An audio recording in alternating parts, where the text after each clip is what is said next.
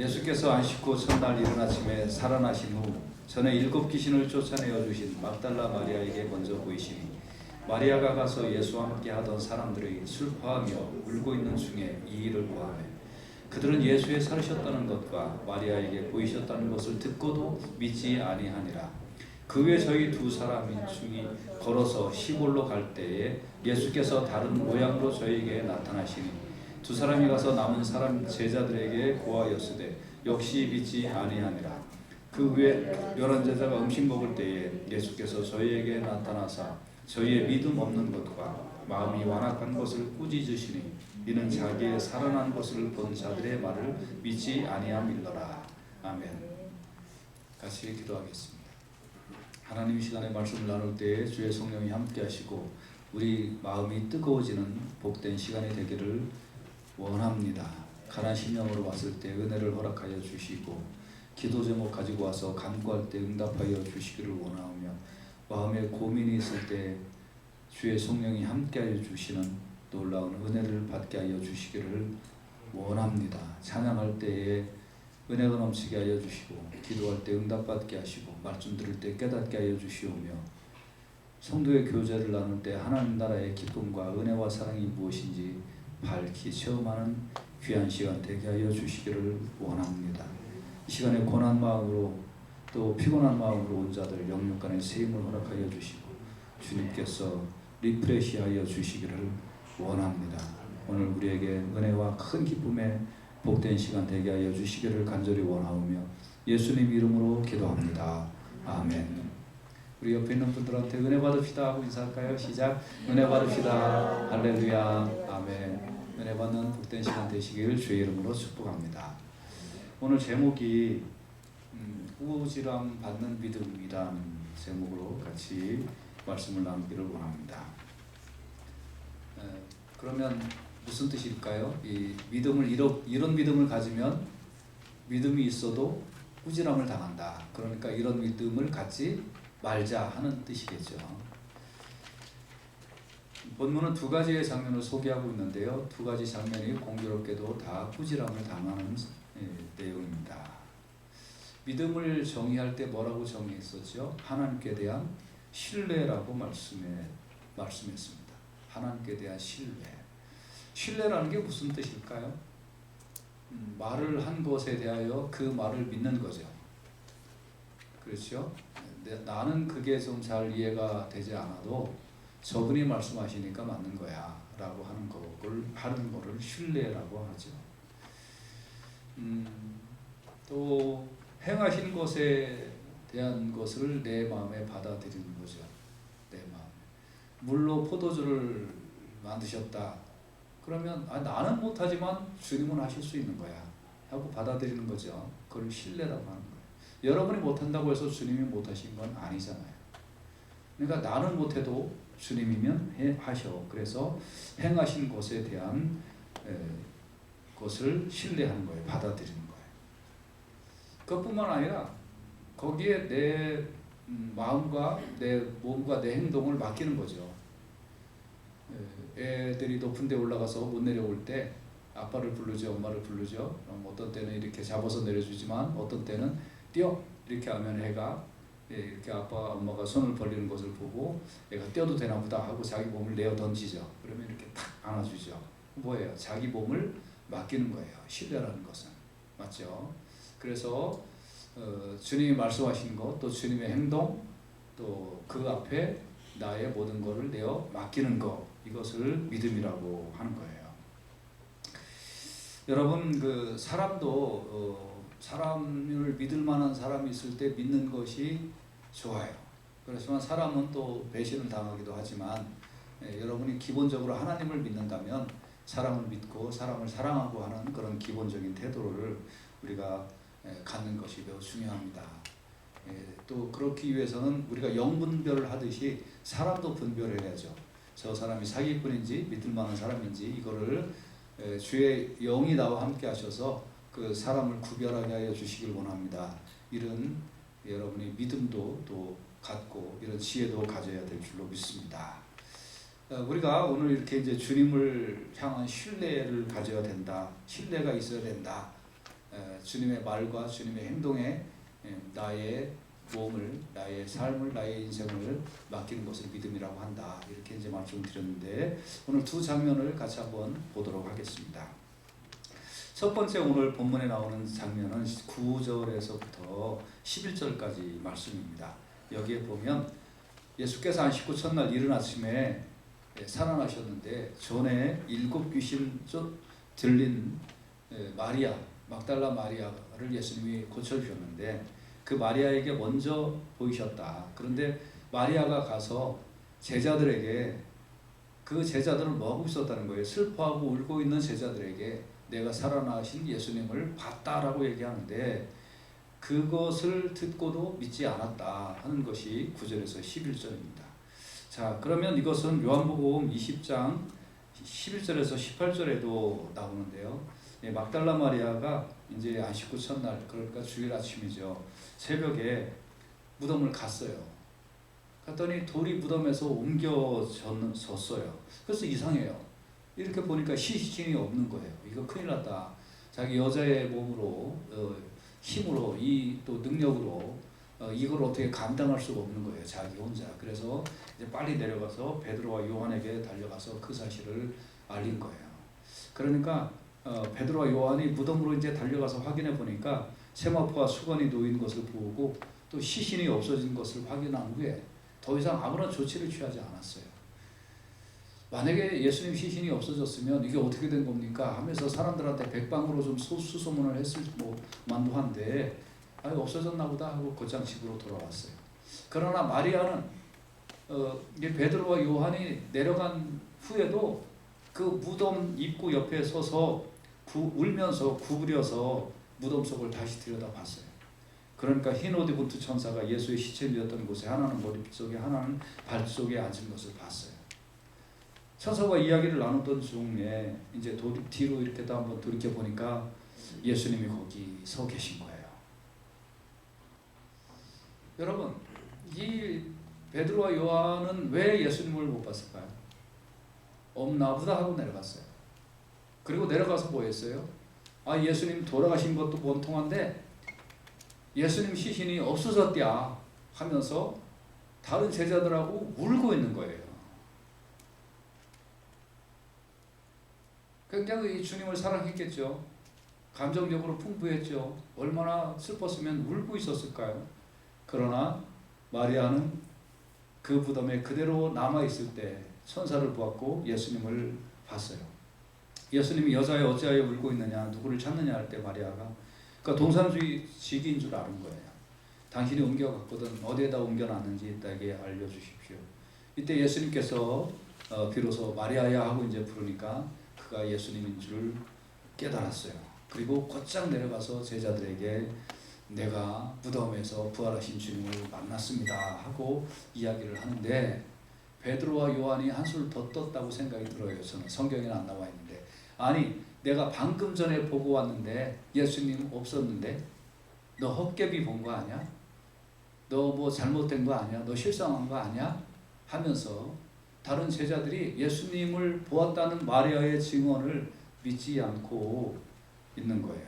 마가복음 6장 11절에 보면 그들은 예수의 살으셨다는 것과 마리아에게 보이셨다는 것을 듣고도 믿지 아니하였다는 거예요. 그러니까 왜 이들은 이렇게 듣고도 믿지 아니했을까요? 그 전절인 10절을 보면 마리아가 가서 예수와 함께 하던 사람들의 슬퍼하며 울고 있는 중에 이 일을 고하며, 그들은 방금 베드로와 요한이 무덤에서 예수님의 십자가 없어진 것을 알고 내려와서 그 얘기를 듣고 슬퍼서 울었어요. 슬퍼서 울고 있는 그 가정에 마리아가 와서 예수님 살아나셨고 나는 예수님을 봤습니다 하는 것을 듣고도 믿지 않았다. 여러분, 뭐가 문제였을까요? 없어졌으면 더 확인해야 되지 않나요? 아무것도 없네 이러면서 들어간 거예요. 특히 요한은 더 젊었던 것 같아요. 베드로보다. 그러니까 더 달리기를 잘했겠죠. 베드로가 없어가니까 요한이 더 빨리 가가지고 무덤 앞으로 갔는데 무덤 앞으로 들어가지는 않고 거기서 베드로 올 때까지 기다리고 있으니까 성미 급한 베드로가 먼저 무덤에 이렇게 보니까 없는 거예요. 예수님 시체가. 그러니까 쉽게 포기했어요. 없나 보다 하고 내려간 거예요. 뭐가 문제일까요? 이 막달라 마리아도 어떤 면에 있어서는 감정이 풍부했어요. 그래서 그 안에서 울고 있었어요. 무덤가 옆에서 계속 남아서 울고 있었어요. 그러나 베드로와 요한은 없나 보다 하고 내려갔어요. 그리고 내려가서 울고 있었어요. 특히 신앙의 문제점이 좀 드러나는 거예요. 베드로와 요한은 쉽게 흥분도 했고 쉽게 가라앉아요. 쉽게 열심도 냈는데 쉽게 포기해요. 근데 마리아는 쉽게 포기하지 않아요. 무덤에도 제일 먼저 갔고 없다는 걸 알면서도 무덤에 그대로 남아 있는 거예요. 어떤 분들은 그래요. 목사님 기도해도 응답이 잘 안 되는데 하나님이 내 기도만 안 들어주시는 것 같아요. 그래요. 그래서 미안하지만 기도 좀 얼마나 했어요? 그랬더니 하루에 그래도 한 2-3분씩은 해요. 물론 2-3분 기도해서 응답을 받을 수도 있습니다. 그러나 대부분의 기도 응답은 끈질긴 기도를 통하여 응답을 받으라 하는 거예요. 이 감정적인 신앙을 갖는 사람은 쉽게 예스해요. 뭐 할 때 이거 필요합니다. 이거 할 사람인데 쉽게 예스 저 하겠습니다. 그래놓고 집에 가서 근심이 있어요. 아 그거 하려면 내가 시간도 많이 써야 되고 돈도 많이 써야 되고 내 능력과 힘으로 할 수 있을까? 그날 저녁에 밤을 새요. 철야 기도하는 건 아니고 그냥 근심의 밤을 보내요. 그리고 그 다음날 아침에 일찍 전화해요. 목사님 어저께 제가 손댄 거 캔슬할 거예요. 대부분 이런 분들은 열매가 없어요. 5년 전 일이나 3년 전 일이나 지금이나 똑같아요. 왜 그럴까요? 쉽게 무덤은 올라갔어요. 근데 결정적으로 예수님 못 만나고 내려왔고 예수님 못 만나고 내려왔던 이 사람들은 마리아의 증언을 듣고도 믿지 않는 거예요. 오늘날 교회 밖에 있는 크리스찬의 많은 사람들이 크리스찬이라고 하는 사람들의 많은 사람들이 이런 사람들이에요. 쉽게 교회로 들어왔는데 예수님을 아직 못 만나고 쉽게 나가버린 거예요. 그리고 예수를 만난 사람들의 증언에 대하여 듣지 않아요. 나도 교회 다녀봤는데 나도 10년 20년 예수 믿어봤는데 별거 아니야. 자기가 예수님을 못 만난 거죠. 근데 예수님 만난 사람들의 증언을 듣지 않는 거예요. 뭐가 문제였을까요? 결국 감정이든 어떤 것이든 예수님을 못 만난 것이죠. 여러분 지속성이 없는 신앙은 예수님 만나기 참 어려워요. 반면에 마리아는 오늘 본문에서도 자세하게 소개하고 있는데 전에 7 귀신을 쫓아내어 주신 막달라 마리아라고 마리아를 길게 설명하고 있습니다. 이 말은 뭘까요? 이 막달라 마리아는 예수님을 만났던 체험이 있었던 거예요. 자기가 정상적인 삶을 살지 못했던 자신이었던 거죠. 여러분 귀신이 이렇게 들어갔는데 7 귀신이 들어갔다는 거예요. 저는 한국에서 개척 초기에 이 귀신 들린 사람들을 너무 자주 봤고 많이 봤습니다. 그래서 그들의 삶이 어떤지를 잘 알고 있습니다. 미국에는 귀신 들린 사람은 없는 줄 알아요? 곳곳에 많이 있어요. 여러분 미국에는 귀신은 문화 따라 역사하는데 미국은 제가 믿기에는 미국은 이 대중문화와 마약으로 귀신이 역사해요. 그렇지 않으면 정상적인 삶이 저럴 수가 없잖아요. 저건 귀신 들린 거예요. 귀신은 마약 속에도 역사해요. 대중문화 속에도 역사해요. 타락한 문화 속에서 역사해요. 한국에서 옛날에 귀신 들린 것은 거의 정신병이었고 그 정신병뿐만 아니라 육체를 갉아먹는 그런 귀신 들린 사람들을 전 많이 봤어요. 정신병원에 입원을 했는데 정신병원에서 고치지 못해요. 귀신 들린 거하고 정신병하고는 많이 달라서 정신병은 정신과에서 고칠 수 있지만 귀신 들린 건 정신과에서 고치지 못해요. 영적인 것을 의학적으로 강화한 게 아닌 거예요. 그래서 여러분 물질이 의학이 발달하면 영생을 줄 수 있나요? 그렇지 않아요. 육신의 목숨은 좀 더 연장할 수 있어요, 의학적으로는. 그러나 영생 부분은 의학으로 해결되는 게 아니에요. 이거는 오직 그리스도의 보혈의 능력으로 해결되는 줄로 믿습니다. 영적인 것은 영적으로 풀어야 되는 거예요. 그래서 귀신 들린 사람은 의학적으로 좋은 약을 쓰고 뭐를 한다고 해서 문제가 해결되지 않아요. 이건 어떻게 해야 될까요? 주님이 쫓아내 주셔야 귀신이 도망가게 되는 줄로 믿습니다. 그래서 이제 한국에서 개척 초기에 그 귀신 들린 사람들 기도해서 많이, 그걸 우리는 축사라고 표현했는데 귀신을 쫓아내는 그런 경험들이 있었습니다. 한결같이 정상적인 생활이 불가능한 거예요. 가정생활, 개인생활, 사회생활 뭐든지 제대로 할 수가 없어요. 근데 이 막달라 마리아는 7 귀신 들렸단 말이에요. 그러니까 어떻게 정상적인 생활을 했겠어요. 그 예수님을 만나고 예수님이 귀신을 쫓아내 주셔서 이 막달라 마리아는 정상적인 생활을 했던 자신의 체험이 있었다는 거예요. 그러니까 이 체험을 가지고 예수님을 끝까지 메어 달린 거예요. 끝까지 예수님 앞에 다가간 거예요. 막달라 마리아도 정확하게 예수님의 부활에 대한 믿음은 없었던 것 같아요. 그러나 막달라 마리아는 그대로 끈질기게 예수님 옆을 떠나지 않았다는 거예요. 그러나 성경을 엄밀하게 보면 베드로와 요한도 이때까지 예수님을 개인적으로 만났던 체험이 없었어요. 이들은 마가의 다락방에서 성령을 받고 자기가 자기 체험이 있었던 거예요. 그러니까 이 사람들은 다른 사람 체험은 있었어요. 다른 사람 병이 낫네?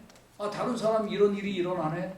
오병이어의 기적이 일어나네? 하고 자기 눈으로 보는 다른 사람의 체험은 있었지만 자기 안에 들어오는 성령의 역사와 자기 안에 일어난 변화의 역사에 대한 체험은 이 사람들이 아직 없었던 것 같아요. 그러니까 이들이 결정적인 변화는 언제 받았냐면 마가의 다락방에서 성령을 내리실 때 성령의 역사하심을 받고 베드로는 그 전과 후가 완전히 달라요. 그러니까 예수님을 3년 동안 열심히는 따라다녔지만 개인적인 체험이 없었던지라 이는 당연하게 감정적인 신앙으로 들어갈 수밖에 없었던 거예요.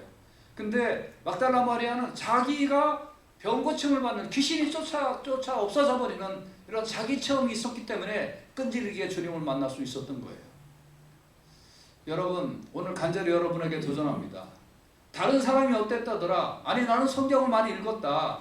아니 나는 기도도 많이 해봤다. 나는 헌금도 많이 해봤다. 나는 교회 생활도 열심히 해봤다. 그런데 자기 안에 깊이 내린 성령의 역사나 자기 앞에 깊이 나는 죄로 인하여 죽을 수밖에 없는데 예수 그리스도의 보혈로 말미암아 나는 온전하게 구원을 얻었다라는 이런 확신한 외심과 확실한 성령의 체험이나 아니면 주님이 내 안에서 살아계신 걸 난 분명히 경험이 되었다라는 그런 확신이 없는 분들이 혹시 이 자리에 앉아 있다면 내가 변화받기 전에 베드로처럼 지금 나의 신앙은 감정적인 신앙일 수 있고 이거 그냥 헛된 열심히 쓰는 이 신앙이다.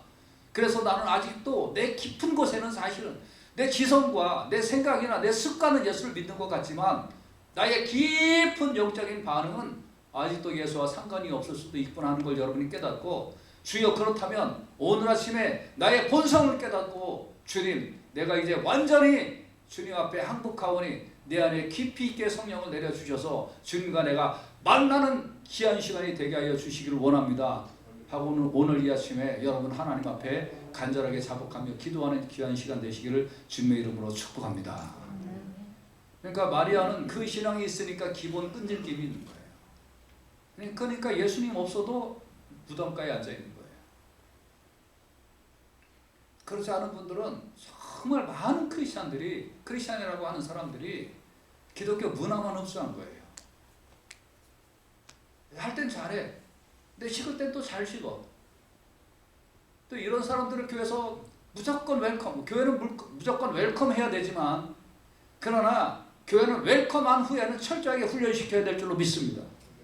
근데 웰컴을 해놓고 훈련을 안 하니까 그러니까 교회에서 또 문화나 흡수하고 그리고 별걸로 없네. 다른 교회도 가고 또 가고 또 가고 또 가고 또 가고 옮겨다니는 거예요. 이런 기독교 문화가 형성되어 가고 있는 거예요. 여러분, 그래서 오늘 우리가 이런 신앙은 어떻게 보면 예수님 만나지 못한 감정적인 신앙은 꾸지람을 당한다는 거예요. 듣고도 믿지 않는다 이 말이에요. 왜 믿음이 없을까? 왜 들어도 저렇게 모를까? 감정적일 수밖에 없는 것은 예수님을 직접적으로 만나고 내 안에 몸과 영혼의 변화된 체험이 없기 때문에 그럴 수밖에 없다. 오늘날 많은 크리스천들의 문제점이 사실은 이런 문제다라고 하는 것을 우리는 볼 수가 있다는 것입니다. 그 언젠가 꾸지람 당합니다. 언젠가 당합니다. 두 번째 장면은 이제 12절에서 13절 말씀이죠. 그 후에 저희 중 두 사람이 걸어서 시골로 갈 때에 예수께서 다른 모양으로 저에게 나타나시니 두 사람이 가서 남은 제자들에게 고하였으되 역시 믿지 아니하니라.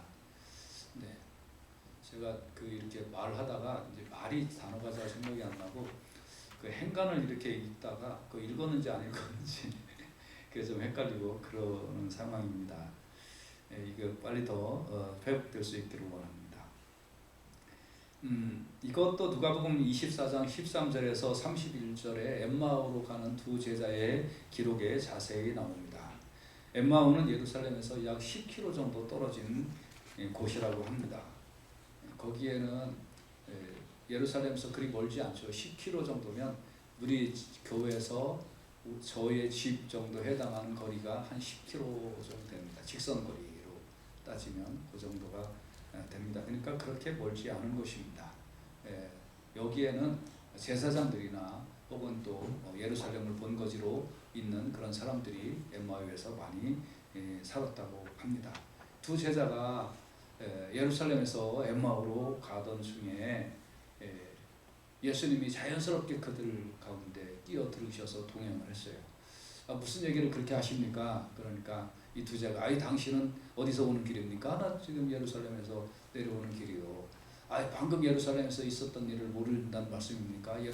거기에 우리가 구세주라고 믿는 어떤 분이 돌아가셨단 말입니다. 죄 없는 분이 돌아가셨단 말입니다. 하고 이제 이야기를 하는 거예요. 그러니까 이 사람은 옆에 예수님하고 같이 길을 가면서도 그 예수님에 대해서 얘기를 하는데 예수님인 줄 모르는 거예요. 그럴 수 있을까요? 그럴 수 있죠.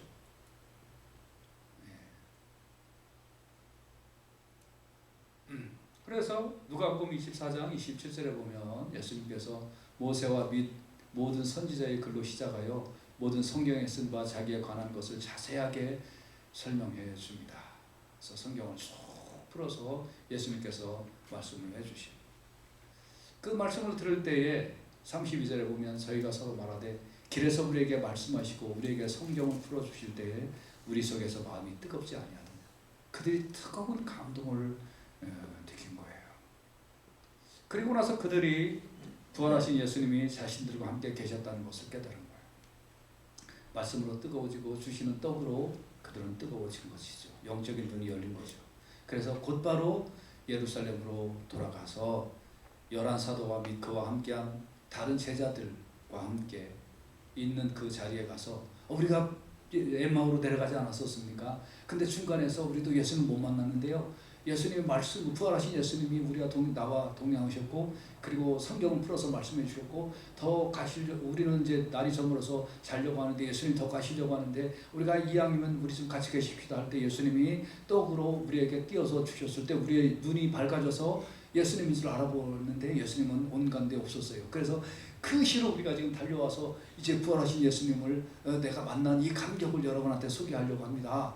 그러면서 이 두 제자가 다른 제자들에게 예수님 만나는 것을 얘기했는데 13절에 보면 어떤 말씀이 나와요? 두 사람이 가서 남은 제자들에게 고하였으되 역시 믿지 아니었다.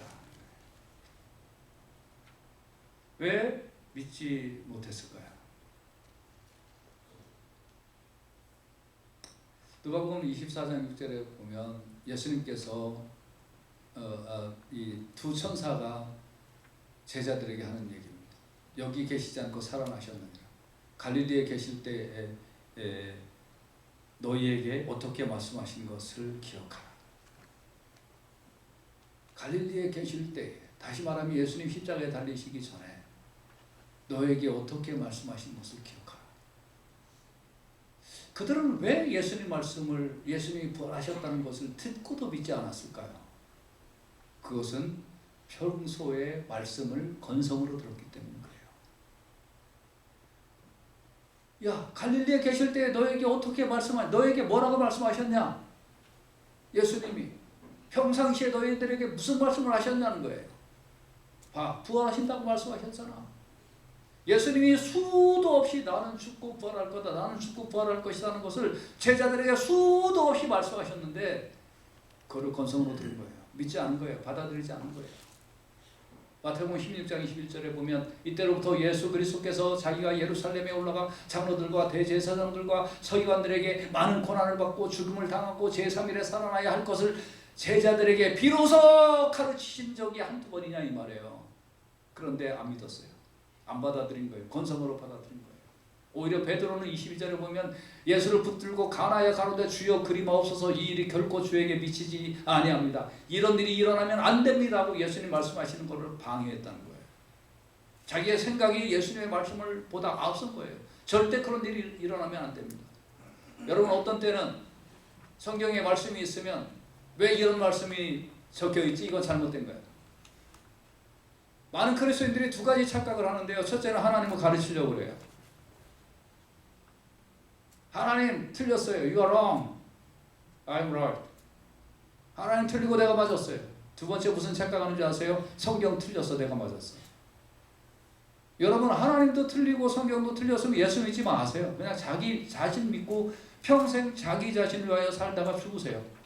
그게 뱃속 편하지 않을까요? 왜 힘들게 하나님 믿어요? 그러면서 하나님 틀렸다고 그래요. 저도 그런 경험이 있어요.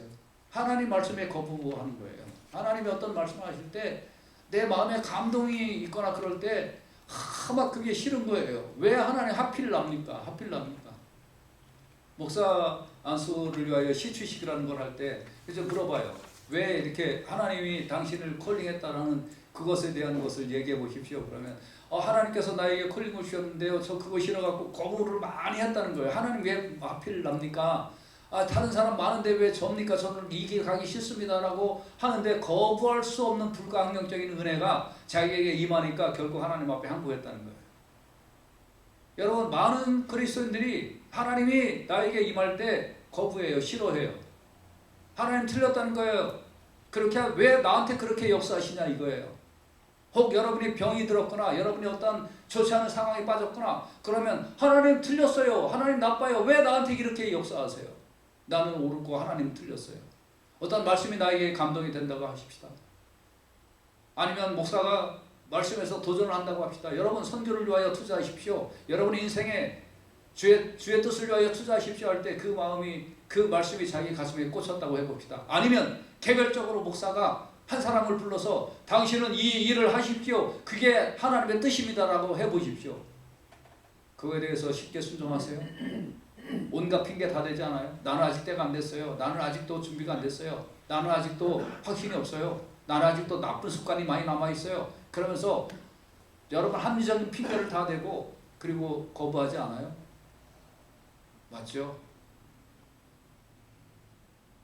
맞죠? 한두 번이 아니잖아요. 베드로도 마찬가지예요. 주의 말씀 건성으로 듣고 자기의 생각이 앞섰어요.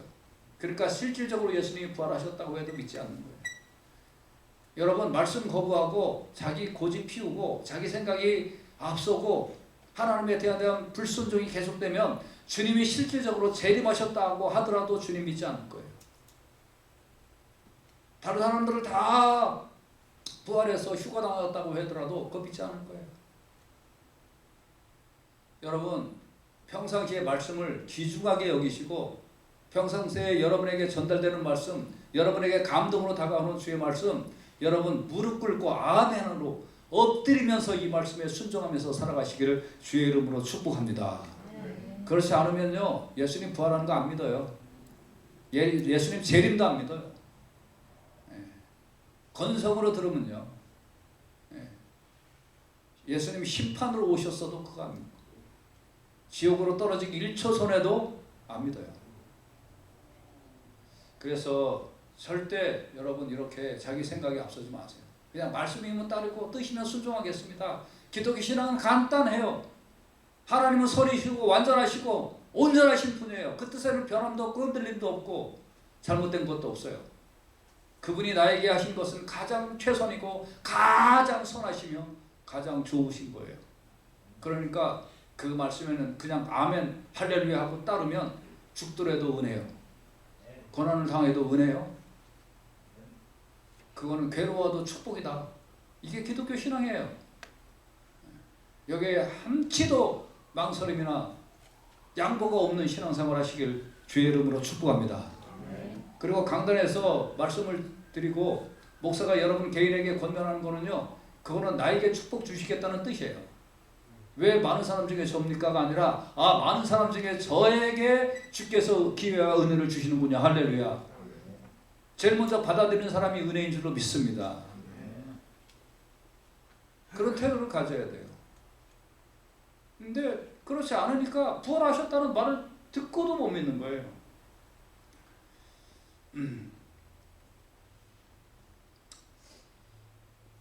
그래서 여러분 말씀을 받을 때는 어떤 자세로 받아야 되는 줄 아세요? 사도행전 17장 11절에서 12절에 보면 베레아 사람은 데살로니가에 있는 사람보다 더 신사적이어서 간절한 마음으로 말씀을 받고, 그러니까 말씀을 받을 때 자체가 간절해야 되는 거예요.